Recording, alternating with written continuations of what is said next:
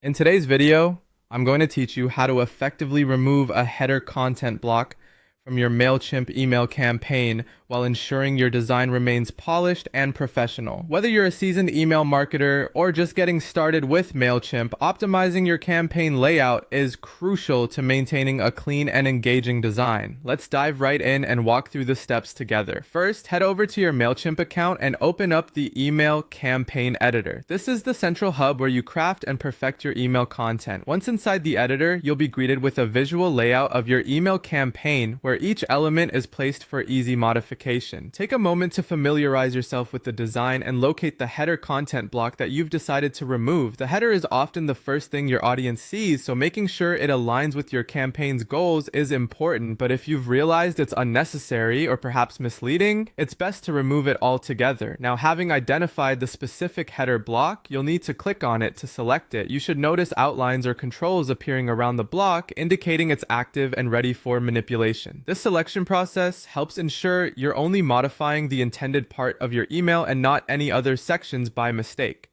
Be sure to confirm it's the correct section before proceeding to avoid unnecessary edits. With the header block selected, your next step is to locate the trash or delete icon, often resembling a small trash bin or X symbol, which represents removal tools. This feature is usually integrated into the editor's interface for your convenience. A simple click on this icon will initiate the removal process.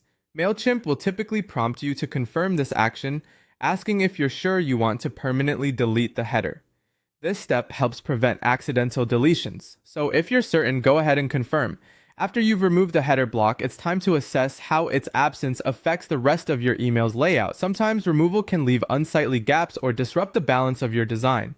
Therefore, you'll want to make any necessary adjustments to fill that newfound space, ensuring your email remains cohesive